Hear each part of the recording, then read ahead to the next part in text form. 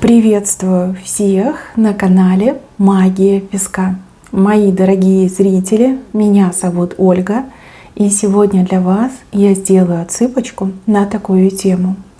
Для вас срочное сообщение. Давайте посмотрим, от кого это сообщение и о чем оно. Загадайте, пожалуйста, на себя. И пусть для вас, мои хорошие, придет именно та самая нужная и важная информация. Я прошу высшие силы дать мне возможность ответить на все ваши вопросы и послать для вас только лишь самую нужную, важную и полезную информацию.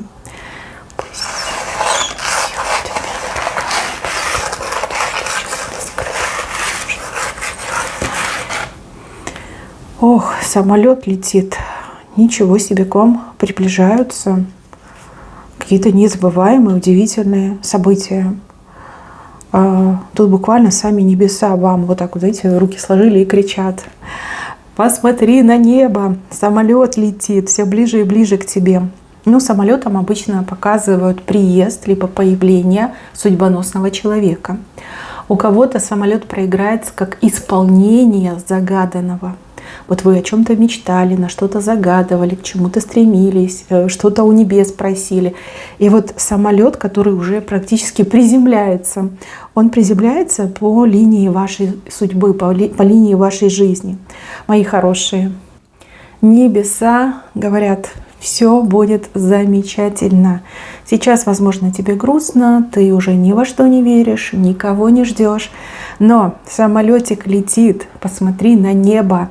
С неба либо суженый упадет, либо желанный человек, любимый человек, родной человек вот-вот появится. Либо вот прям желание вам скинут небеса, да, высшие силы бросят в руки, и все исполнится, все у вас, мои хорошие, получится. Вот он, самолетик, смотрите, уже практически садится, да, подлетает, а вы идти не ждете, не думаете, грустите, переживаете, какой-то пессимизм у вас идет, какая-то грусть, тоска. Посмотри на небо, мечта исполняется, твоя самая яркая звезда зажигается. Ну, либо тот, кто по судьбою данный, предназначенный, любимый, родной, уже рядышком с тобой. Совсем скоро появится. Дальше. Вам сообщение как-то с работой связано, по работе, на работе у кого-то. Смотрите, тут буквально показано, что вас хотят продвигать, вас хотят награждать, вас хотят вот как-то отметить. То есть если вы работаете на кого-то, то 100% вам выпишут премию. Потому что вы что-то такое сделали, чего никто другой сделать не мог. Вот обратили на себя внимание, и ваши начальники, ваши руководители хотят вас поощрять, да, чтобы вы случайно от них не ушли, либо они понимают, да, совесть заела, что вы больше всех работаете, больше всех вкладываете, а меньше всех получаете. Ну а если вы работаете сами на себя, то здесь очень шикарное будет предложение по сотрудничеству. Коллаборация, сотрудничество, да, это могут быть там бизнес-партнеры всякие, которые там будут к вам стучаться, проситься. Вы кого-то очень и очень сильно заинтересовали. Человек готов вкладывать деньги, силы, здоровье, ну, все, что имеет, готов вкладывать в вас, либо в ваш общий бизнес с этим человеком. То есть тут такие приятные события. И вы, опять же, с левой стороны не ждете. Вам кажется, что наоборот, меня будут ругать, меня могут понизить, меня могут уволить, сократить, от меня отвернутся клиенты, там, ну, кто потенциальные там, партнеры, да, на меня внимания не обращают. А все будет ровно наоборот. Вас очень сильно заинтересованы. Дальше сообщение от какой-то женщины. Вся такая растрепанная, как будто бы из пожара вылезла. Ну, возможно, да, у нее там в душе пожар случился, либо вы его там устроили.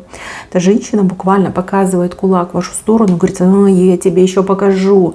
Сегодня твоя взяла, но я не сдалась, я еще тебе покажу. То есть она вам по факту угрожает в этом сообщении. Но угрожает не потому, что чувствует свою силу, а потому что она в очень обиженном состоянии, и ну, она понимает, что все, уже проиграла.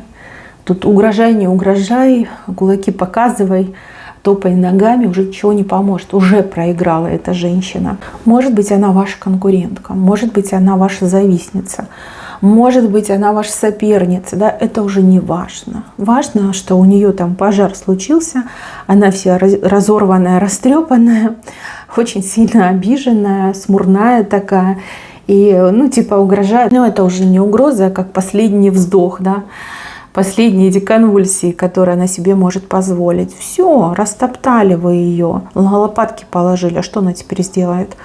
Тут уже все, песенка спета. Назад она уже не отмотает. Проигрыш. Здесь проигрыш налицо. Так, еще. Здесь чьих-то родственников показывают, как же они по вам соскучились, как же вы им нужна, либо нужен, если смотрят меня мужчины. Ну, здесь четко показано, что они без вас уже просто не могут. Любят, скучают, в вас нуждаются, в ваших советах, подсказках, может быть, в помощи вашей. Очень сильно хотят либо вернуть ваше доверие, может быть, вы поссорились, да, не общаетесь, но либо очень сильно хотят, чтобы вы к ним приехали, да, прям очень сильно соскучились. Опять же, родственники бывают разные, бывают прям родные, роднее не придумаешь, а бывают родственники там, ну, через колено, да, второе, третье колено. Но вот кому-то из родственников вы очень сильно нужны. В свое время, я так понимаю, что они вам не говорили, как вы сильно им нужны, а теперь уже издалека и не сильно-то и скажешь, да, но они вам прям, как, они на вас молятся, да, они молятся за то, чтобы вы смягчились, и за то, чтобы вы приехали, за то, чтобы вы появились. Ну вот очень вы им нужны, именно сейчас нужны. Дальше показывают мужчину. Мужчина, который вот как-то, знаете, за голову схватился, и у него как будто бы, ну, дико болит голова, как будто бы какой-то страшный приступ мигрени. А я вам скажу, что это. Это понимание того, что он вас упустил, отпустил, упустил. Что именно вы та самая женщина, которая украшала его жизнь. Что вы именно та женщина, благодаря которой, да, у него там удача, везение было. Вы ему подсказывали, вы его из беды вытягивали, вы в него ресурсно вкладывались. Да? Кто-то вкладывался деньгами, кто-то вкладывался душой. То есть все, что у него там случилось, получилось, все благодаря вам. А теперь вас нет, он холодный, голодный, никому не нужный.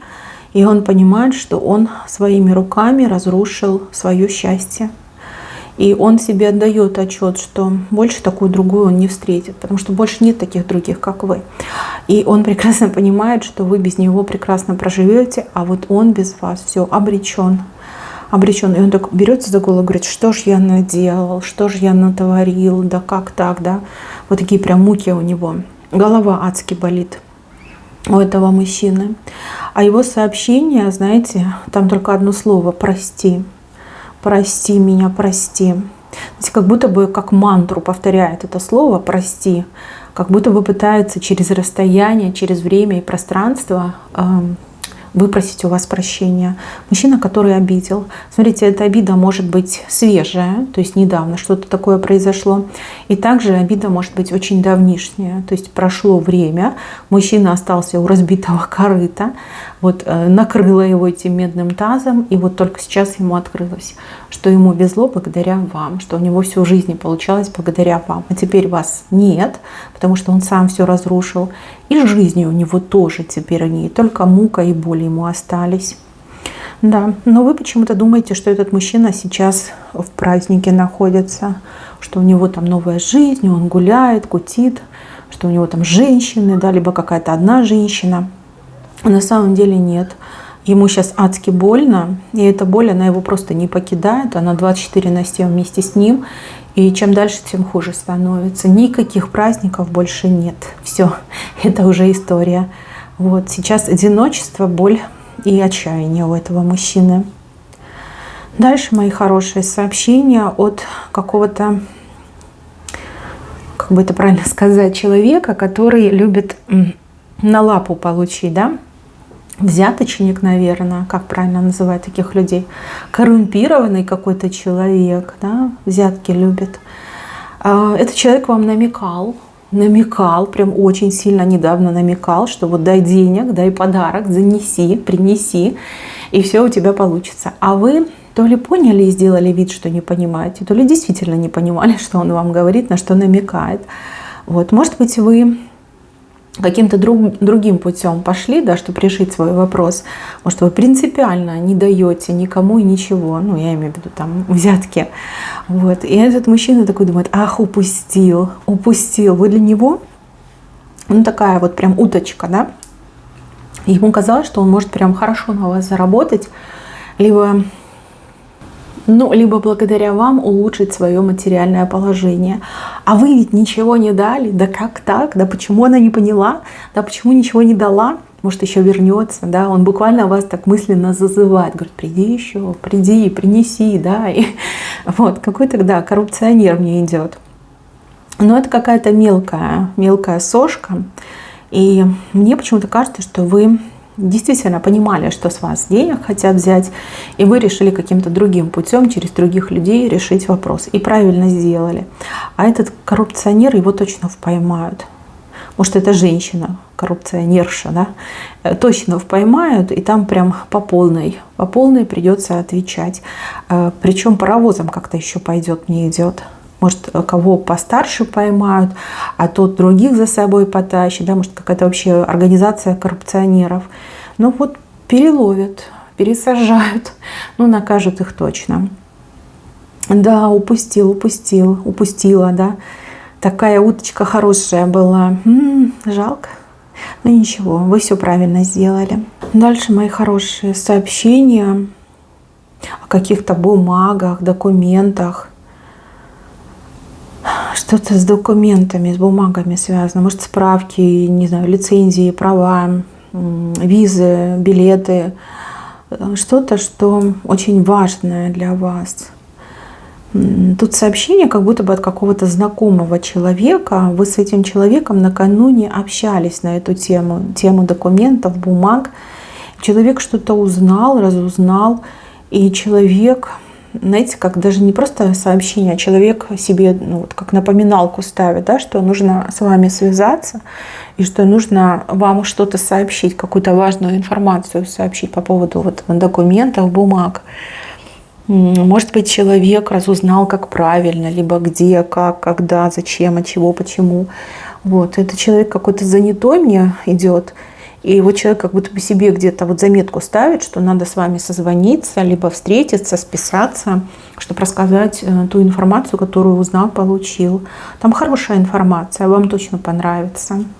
Да, что-то прям такое важненькое, хорошее, вкусненькое. Так, пику показывают. Но эта пика, она колет не вас, она не вам предназначена, она предназначена каким-то другим людям. Пика. Но это остро, будет остро и неприятно. Либо кто-то прям напорится на серьезные проблемы. Здесь как будто бы ангел-хранитель говорит с вами, отправляет вам сообщение, говорит: все, кто был неправ, на вот эту пику наколятся. То есть за безверие, либо за ложь очень больно расплатятся.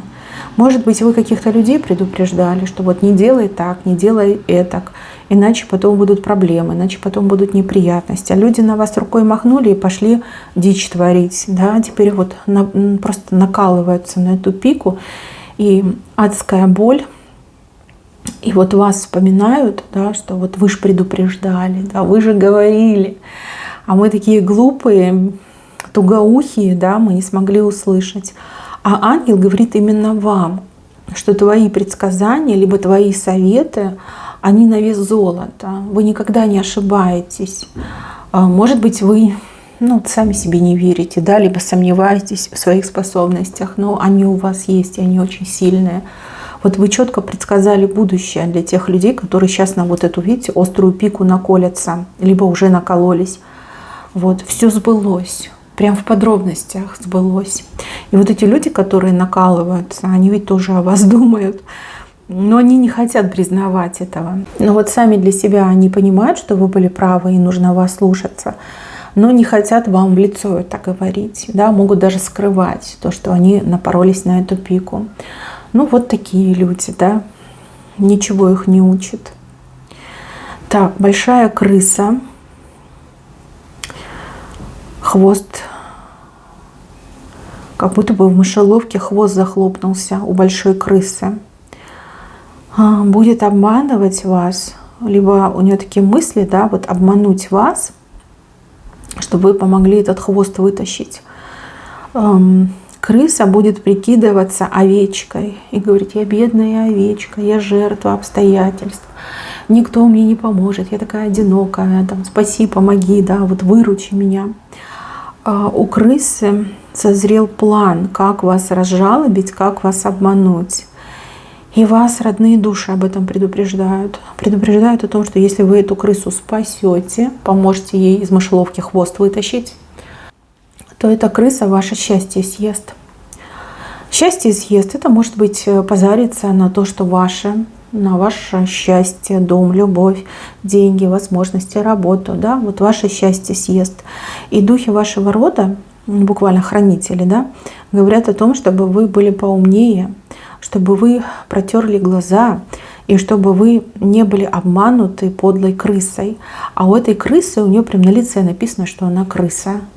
Вот прям на лице. Может, ее так за глаза люди называют. Да? Может быть, человек не раз уже оступался, но всегда выкручивался. И вот тот, кто начнет вас жалобить и говорить: я бедная, помоги, спаси, либо я бедный, помоги, спаси, отказывайтесь, не спасайте, иначе эта крыса ваше счастье съест. Вот что бы это ни было, вы все разные, но счастье может съесть. Дальше. Тут сообщение от мужа, я так понимаю, чей-то муж пришел, не может вам лично, что ли, сказать. Говорит: я муж, да, вот прям с правой стороны муж устал, в доме качели, в доме, как будто бы, знаете, по канату ходить надо, по канату, как по минному полю, вот. И этот муж говорит: я устал, я не хочу так, я не хочу такой жизни, давай что-нибудь поменяем. Я не канатоходец, я не сапер, ну, пожалуйста, да, услышь меня, дорогая любимая жена. Давай поговорим, давай договоримся, давай вот это прошлое оставим в прошлом, да, и будем жить сегодняшним днем и строить свое будущее.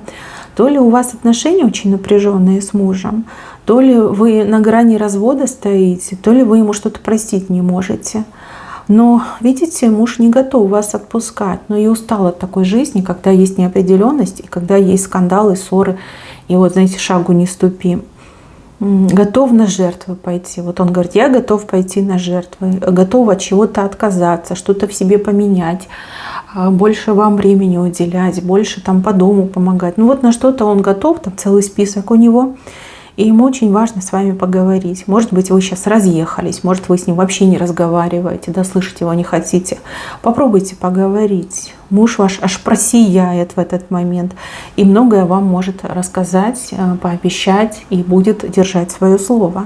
Но он не хочет вас терять, он не хочет разрушать семью. Но и так дальше продолжать жить он тоже не может. Да, чей-то муж. Видите, не сапер, не канатоходец, но просто муж. Так, дальше. Вам сообщение отправляет кто-то, с кем у вас встреча была. И встреча какого-то делового характера. Там как что-то уточнять надо. Что-то, ну, какие-то данные неточные. А может быть, вы чего-то там не додали, не донесли, а человек забыл вам об этом сказать. Но тут и в сообщении этот человек очень, кстати, переживает. Я так понимаю, очень профессиональный человек. И еще я вижу, что этот человек через кого-то вам будет передавать, да, вот, ну, конкретно, да, передаст, чтобы вы дозвонились, либо пришли еще раз, да, может быть, секретаря попросит, чтобы с вами связались, чтобы с вами поговорили, там, чтобы вы донесли что-то, либо что-то уточнили. Человек прям, знаете, за голову берется и думает: да как так, да? Как я мог это упустить, либо как я могла упустить? Почему-то прям переживает за вас, за вашу ситуацию, за ваше дело. А может быть, это оплошность этого человека. Человек, знаете, как-то отвлеченно занимался своим делом, а потом, когда понял, что, ну, не все данные есть, да, не полная информация, раз, и начал переживать. Может, боится, чтобы по шапке не дали, да, чтобы карьера не испортилась. Ну, вот что-то в таком плане. Так, и еще показывают женщину. Эта женщина, она, ну, какое-то имеет к вам отношение, но она старше вас по возрасту, старше, прям у кого-то значительно старше. Женщина, которая решила всем доказать, что вы плохой человек. Смотрите, если вы мужчина, одинаково идет, что вы женщина. Кто-то решил всем доказать, что вы плохой человек. И эта женщина, она буквально, да, говорит о том, что она под вас копает, что она собирает информацию на вас, какой-то компромат собирает, каких-то сплетников слушает. Вот хочется доказать, что вы плохой человек. Если честно, очень похоже на свекрови либо на тещу, да, которые не взлюбили избранника, избранницу своего любимого ребенка. Ну, пусть копает, да, физический труд он как облагораживает. Я думаю, что ничего она не накопает, но тяжело вам придется с этой личностью. Здесь такой характер, знаете, вот как разорванный в клочья. У человека много крайностей в жизни. Вот если любит, то любит прям слепо, вопреки всему. Если ненавидит, то прям горечь души все показывает. Ну, тяжело, конечно, придется. Очень сложно будет общий язык найти. Тут ни хорошие поступки, ни подарки, ничего не поможет. Ну, не повезло немножко в этом плане. Ну, пусть копает, может устанет, хотя бы передышку вам даст. Так, еще одно сообщение, которое я здесь вижу.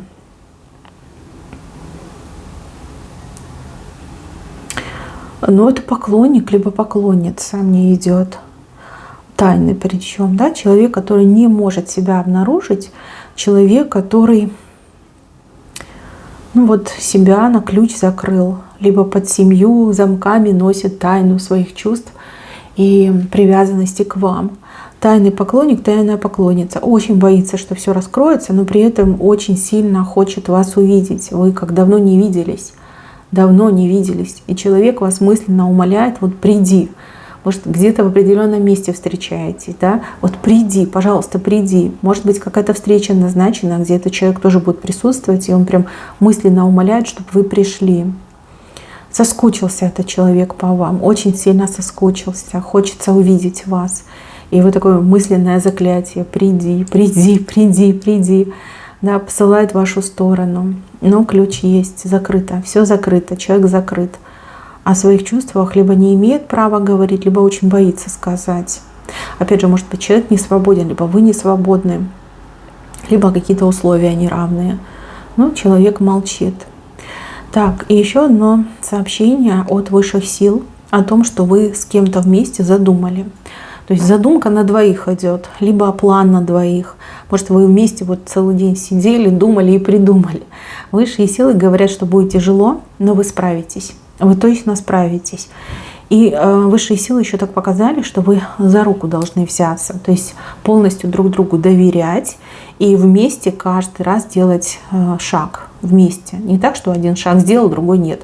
Вместе. И тогда будет гораздо легче и быстрее то, что вы задумали, исполнится. Идея хорошая, она вам по судьбе. Будет тяжело, но вы точно справитесь. Мои хорошие, на этом у меня все. Берегите себя. Всем спасибо за внимание. Всем пока-пока.